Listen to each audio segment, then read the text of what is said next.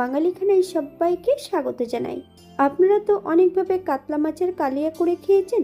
একবার আমার মতন করে সহজ পদ্ধতিতে আপনিও শিখে নিতে পারবেন ছোট ছোট টিপস সহ। তবে আজকে আমি এত তেল মশলা কম দিয়ে কিভাবে কাতলা মাছের কালিয়া করলাম, চলুন সেটা একবার দেখে নেওয়া যাক ভিডিওর মাধ্যমে।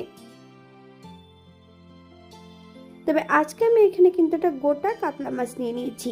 এতটাই সুস্বাদু হয়েছিল খেতে, আপনি একবার রান্না করলে বারবার রান্না করবেন।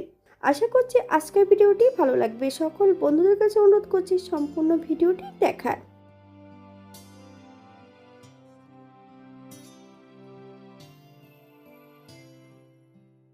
আজকে আমি এখানে একটা গোটা কাতলা মাছ নিয়ে নিয়েছি। মাছটাকে কেটে ধুয়ে পরিষ্কার করে নেব।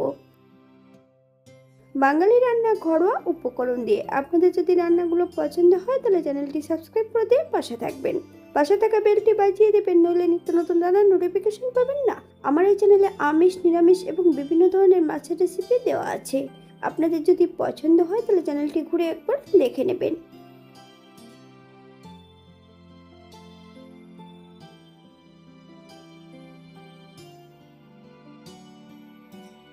এখানে আমি মাছটাকে কেটে নিয়েছি। এই পর্যায়ে মাছগুলো ধুয়ে নেব।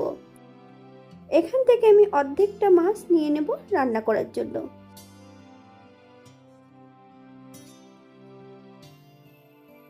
তবে আজকে কিন্তু আমি এখানে সম্পূর্ণ পেটির মাছগুলোই নিয়েছি।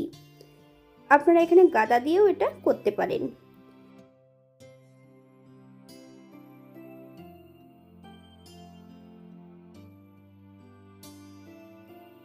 এক চামচ লবণ আর 1 চামচ হলুদের গুঁড়ো, 1 চামচ কাঁচা সর্ষের তেল মাছের গায়ে বেশ ভালো করে লাগিয়ে নিতে হবে।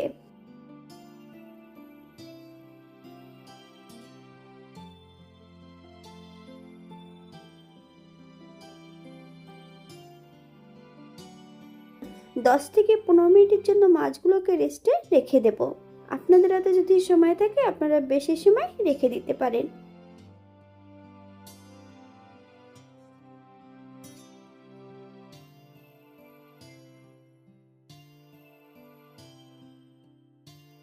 অপর দিক থেকে একটা কড়াইতে বেশ কিছুটা সর্ষের তেল অ্যাড করেছি। তেল গরম হওয়া পর্যন্ত অপেক্ষা করতে হবে।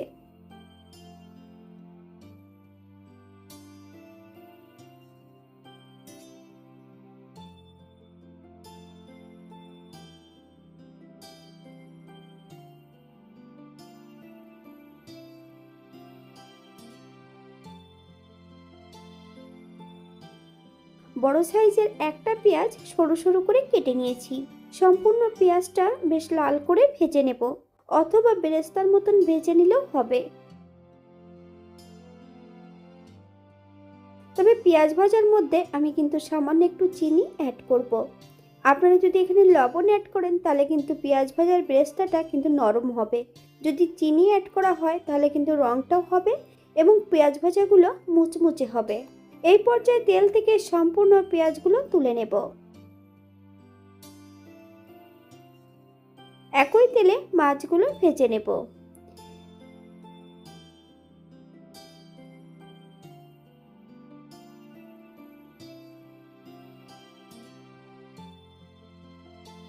জ্যান্ত মাছের টুকরো যদি তেলের মধ্যে দেওয়া হয় মাছগুলো বেঁকে যায়। রান্নার সময় কিন্তু মাছগুলো ভেঙে যেতে পারে। তাই মাছগুলো তেলে দেওয়ার সঙ্গে সঙ্গে কিন্তু উল্টিয়ে পাল্টিয়ে দিতে হবে। আপনারা একবার স্ক্রিনের দিকে ফলো করবেন।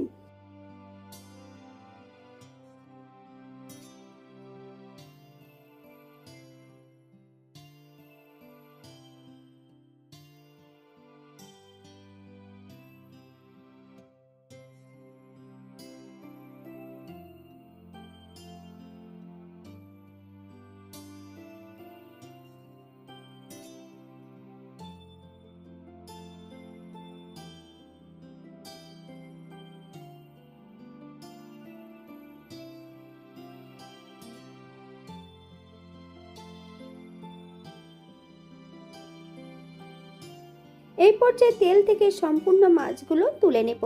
আপনারা এর থেকে কম বেশি ভেজে নিতে পারেন।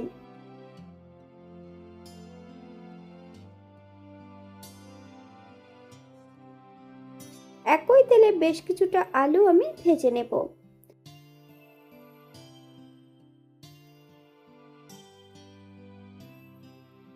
এখানে আমি বড় সাইজের একটা আলু নিয়েছি। আলুটাকে বেশ লম্বা লম্বা করে ফালি দিয়ে কেটে নিয়েছি।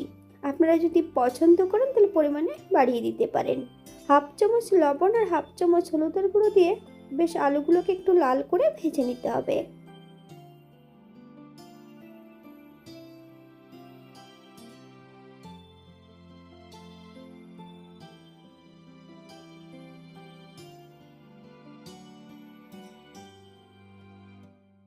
সম্পূর্ণ আলুগুলো তেল থেকে তুলে নেব। আপনারা এর থেকে কম বেশি ভেজে নিতে পারেন। একই তেলে রান্না করব। ফোড়নে রেখেছি কালো জিরে। ফোড়ন থেকে সুগন্ধ বেরোলে আগের থেকে বেশ কিছুটা মশলা বেটে রেখেছি। আদা, জিরে, ধনে, শুকনো লঙ্কা, হাফ চামচ হলুদের গুঁড়ো, সামান্য একটু জল দিয়ে মিশিয়ে নেব। সম্পূর্ণ মশলাটা কড়াইতে অ্যাড করে দিতে হবে। গ্যাসের ফ্লেমটা মিডিয়ামে রেখে বেশ কিছু সময় মশলাটা কষিয়ে নেব। মশলা কষানোর মাঝপথে ভেজে রাখা সম্পূর্ণ আলুগুলো অ্যাড করতে হবে।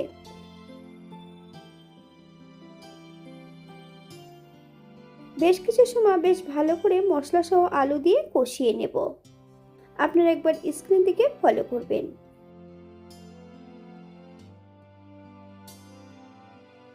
যে পেঁয়াজগুলো আমি ভেজে রেখেছিলাম সেই পেঁয়াজের মতো সামান্য একটু জল অ্যাড করে 80% মতন একটা পেস্ট তৈরি করে নিয়েছি। সম্পূর্ণ পেঁয়াজের পেস্টটা অ্যাড করে দেব।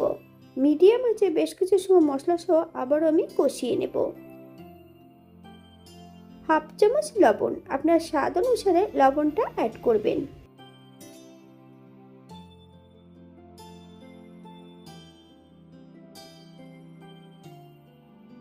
বেশ কিছুটা গোটা কাঁচা লঙ্কা আমি অ্যাড করেছি। আপনারা যদি পছন্দ করেন তাহলে পরিমাণে বাড়িয়ে দিতে পারেন।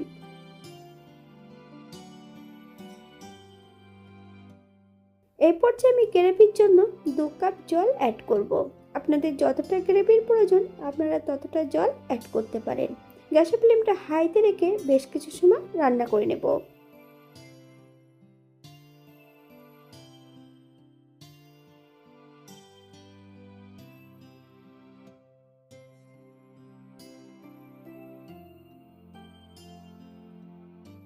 ভেজে রাখা সম্পূর্ণ মাছের টুকরোগুলো অ্যাড করে দিতে হবে।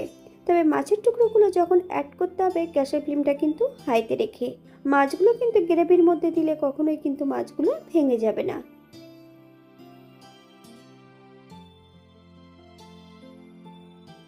হাফ চামচ গরম মশলা গুঁড়ো, আপনারা যদি পছন্দ করেন তাহলে পরিমাণে বাড়িয়ে দিতে পারেন। হালকা হাতে নেড়ে চেড়ে মিশিয়ে নিতে হবে। গ্যাসের ফ্লেমটা অফ করে দিয়ে 5 মিনিটের জন্য স্ট্যান্ডিং টাইম দেব, তারপর সার্ভ করব।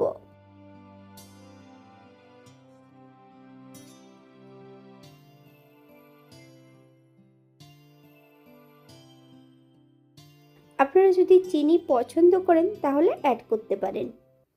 হালকা হাতে নেড়ে চেড়ে মিশিয়ে দিতে হবে।